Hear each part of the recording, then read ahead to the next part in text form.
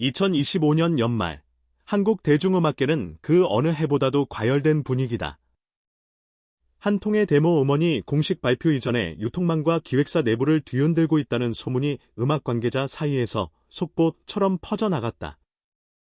그런데 놀랍게도 그 중심에는 트로트계의 거목이라 불리는 장민호와 음악계의 숨은 전략가 유희열, 그리고 전통과 현대를 잇는 실력파 김준수가 있다.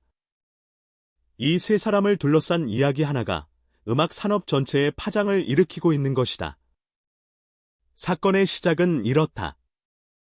어느 날 한 음악 관계자가 업계 비공식 커뮤니티에 글을 올렸다.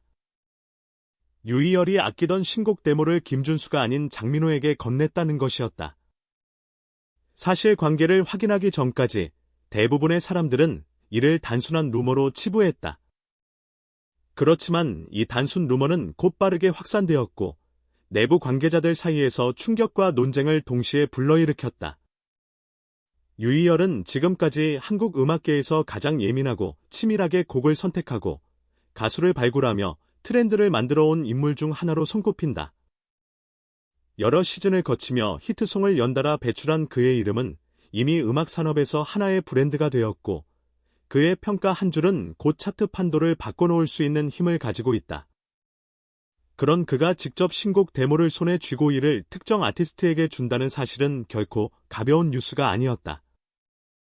그 신곡은 단순한 트로트나 팝이 아니었다. 음악계 일부 관계자들은 이 데모는 유희열이 지난 수개월 동안 공들여 만들고 다듬은 트랙으로 시장에 공개되면 곧바로 히트가 예상되는 곡이라고 평했다. 그렇기에 데모를 받은 아티스트가 누구인지에 대한 관심이 폭발적으로 커졌다. 누구나 예상하기를 이 곡은 당연히 김준수에게 갈 것이라고 생각했다. 김준수는 그동안 전통음악과 대중음악의 경계를 허문 실험적인 음악 활동을 통해 팬층을 빠르게 넓혀왔고 음악 관계자들 사이에서도 다음 트렌드를 대표할 아티스트로 꼽히고 있었기 때문이다. 그의 음악은 젊은 층과 중장년층 모두에게 호응을 얻고 있었고 특히 국악적 요소를 대중음악에 자연스럽게 녹여내는 시도는 많은 이들에게 신선한 충격을 선사했다. 그런 그에게 이 데모가 갈 것이라고 보는 것이 자연스럽게 받아들여졌다.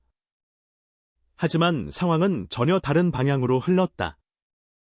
업계 비공식 루트를 통해 확인된 내용에 따르면 유희열은 김준수의 이름을 지운 뒤 그 데모를 장민호에게 건넸다는 것이다. 게다가 유희열이 그 자리에서 했다는 말 한마디가 업계 전체를 긴장하게 만들었다. 그는 이렇게 말했다. 결국 히트는 그에게서 나온다. 이 짧은 한마디가 음악 관계자들의 심장을 쿵 하고 울리는 순간이었다. 왜냐하면 장민호는 지금까지 트로트계의 거장으로서 안정적인 음악 활동을 해왔지만 팝신이나 현대적인 음악 차트에서 전통적 기대감을 가진 아티스트로 평가받을 뿐이었다. 트로트 팬덤에서는 압도적인 존재감을 발휘했지만 대중음악계 전체를 흔들 수 있는 잠재력을 가진 아티스트로까지 평가되지는 않았다. 그런데 그 장민호가 유희열의 직접적인 선택을 받았다는 점, 그리고 유희열이 히트는 그에게서 나온다고 말한 것은 단순한 데모, 배정 이상의 의미를 지녔다. 유희열은 곡 배분 과정에서 무엇을 노렸을까? 단지 장민호에게 기회를 준 것일까? 아니면 더 큰 그림이 있는 것일까? 업계 내부에서는 지금 이 선택을 두고 찬반 양론이 극명하게 갈리고 있다. 먼저 찬성 측의 의견을 들어보면 다음과 같다. 장민호는 이미 오랜 시간 대중과 소통해온 아티스트다. 그의 목소리, 표현력, 감성은 세대를 아우른다. 그리고 요즘 음악 시장은 단지 젊은 세대만을 겨냥하는 것이 아니라 다양한 연령층을 아우르는 음악이 더 주목받는 시대다. 유희열은 그 점을 정확히 이해했을 것이다. 이들은 장민호가 가진 보편적 감성과 폭넓은 팬층이 이 데모 곡과 결합할 경우 단순히 인기 있는 곡을 넘어 그 해의 대표곡으로 자리매김할 가능성이 높다고 본다. 장민호가 지금까지 쌓아온 신뢰와 음악적 완성도는 젊은 팝 아티스트들조차 쉽게 따라오기 어려운 탄탄한 기반을 가지고 있기 때문이다. 반면 반대측은 이렇게 말한다. 이 곡은 김준수와 같은 아티스트에게 가야 마땅했다. 그는 이미 국악적 요소와 대중음악을 결합하는 데 성공했고 음악적 스펙트럼이 넓다. 이 곡이 가진 잠재력을 가장 잘 살릴 수 있는 아티스트는 바로 그다. 이들은 장민호의 안정적이고 전통적인 스타일이 이 곡의 혁신성을 반감시킬 수 있다고 걱정한다. 곡 자체가 새로운 시도와 실험적 감각을 담고 있다면 그것은 현대적 감수성과 음악적 모험을 즐기는 아티스트에게 맡겨야 한다는 것이다. 양측의 논쟁은 결국 한 가지 질문으로 귀결된다. 과연 히트는 누구에게서 나오는가? 이 질문은 단순한 인기 경쟁을 넘어 한국 대중음악의 미래 방향을 두고 벌어지는 논쟁으로까지 확대되고 있다. 음악 산업의 판세는 이미 변하고 있다. 더 이상 전통적 장르와 현대적 감각은 구분되지 않는다. 트로트와 팝이 섞이고 국악적 음색과 EDM이 결합하는 시대, 유희열의 선택은 단순한 한 번의 곡 배정이 아니라 음악계의 새로운 물결을 예고하는 신호탄일지도 모른다. 그리고 이 데모 소식은 이미 음악계 내부에서 놀라운 반응을 이끌어내고 있다. 일부 기획사 대표들은 비공식 미팅을 요청하며 이 곡을 먼저 듣고 싶다는 의사를 전했고, 유명 작곡가들은 메시지를 통해 자신의 생각을 쏟아내고 있다. 온라인 음악 커뮤니티와 팬 카페에서는 데모가 유출될 경우 곧장 차트 상위권을 점령할 것이라는 추측이 난무한다. 음악 차트 담당자들조차 곡이 공개되기 전부터 순번을 예상하는 이야기가 업계 관계자들 사이에서 나오고 있다고 전했다. 이처럼 베일에 쌓인 곡 하나를 둘러싼 소문이 무성해지자 음악 시장 전체는 술렁이고 있다. 과연 이 곡이 장민호에 의해 공개될 것인지 아니면 유희열과 소속사가 또 다른 전략을 공개할 것인지에 대한 관심은 나날이 높아지고 있다. 일부 관계자들은 공식 발표가 나기 전까지 모든 기획사는 숨을 죽인 상태라고 한다. 누구도 먼저 결정을 내놓을 수 없기 때문이다. 그리고 지금 이 순간에도 수많은 음악 관계자들은 이 신곡 데모를 둘러싼 추가 소식을 기다리고 있다. 이 곡이 공개되는 순간 한국 음악계는 새로운 역사적 순간을 맞이할 가능성이 농후하다.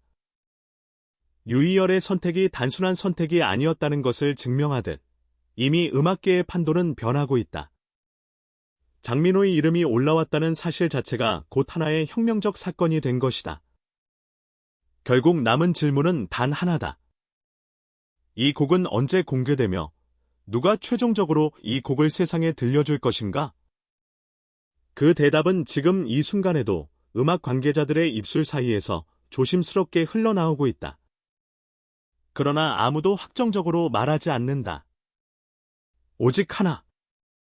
공식 발표 이전의 이 긴장감은 이미 한국 대중음악 역사상 보기 드문 사건이라는 것이다. 장민호에게 데모가 건네진 이후 음악계 내부의 긴장감은 점점 더 고조되었다. 단순히 한 곡의 주인공이 바뀐 사건으로 치부하기에는 이번 선택이 가진 함의가 워낙 방대했기 때문이다.